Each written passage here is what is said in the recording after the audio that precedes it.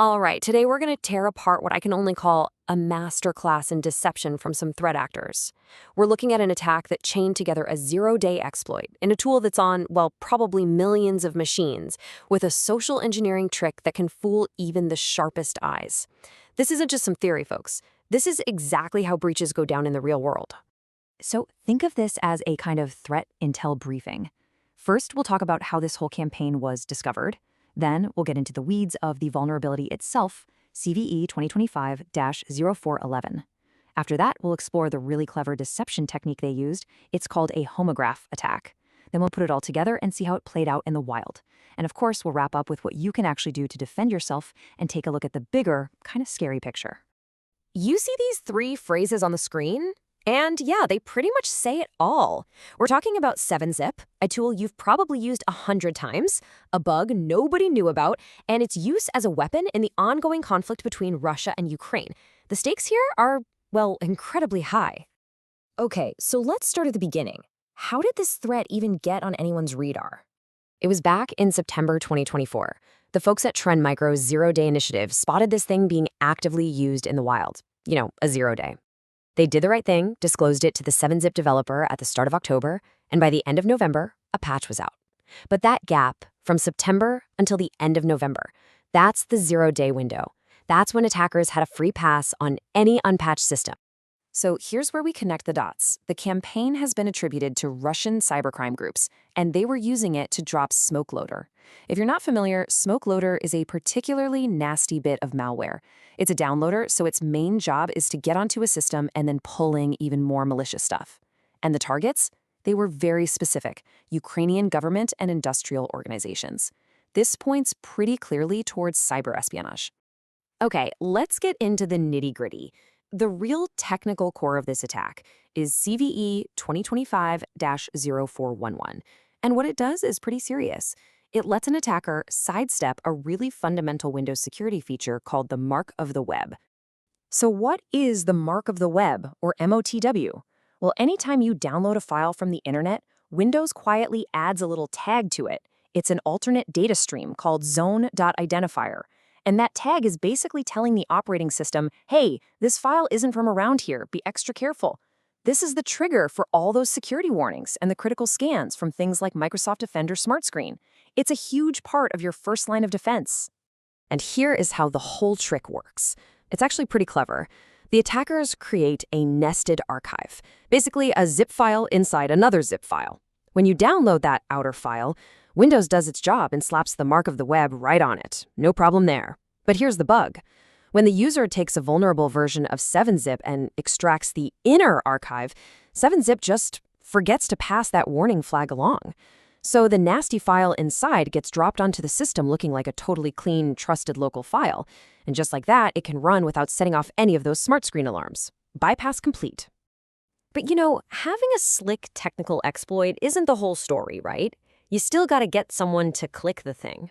And this is where the second layer of this attack comes into play. It's a deception technique that basically weaponizes the way we see things.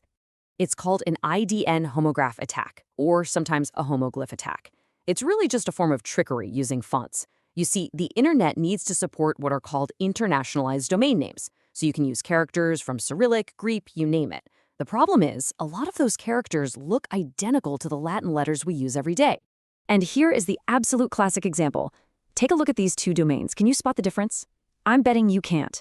Because in that second one, the letter C isn't a C at all.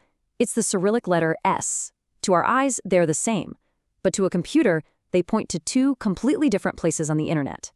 So you might be wondering, how does this even work? How can a non-standard letter be in a web address? Well, it's thanks to a system called Punycode. It's just a clever way of encoding these international characters into the plain old ASCII text that the domain name system, or DNS, can actually understand. So that fake Microsoft.com address would actually look like a string of letters and numbers, starting with XN-NI. All right, so we've got the two main ingredients, right? The technical bug that bypasses security, and the visual trick that fools the user. Now let's see how the attackers cook them up into a real-world attack campaign. It all started with a spear phishing email, a very targeted one. The sender appeared to be a Ukrainian government agency because, well, it was sent from their compromised email account. That makes it look super legit right off the bat. The target was a major Ukrainian manufacturer. And the bait? An attachment called Documents and Payments. Who wouldn't open that, right? It's designed to be clicked on without a second thought. Okay, so let's walk through the kill chain from the victim's point of view.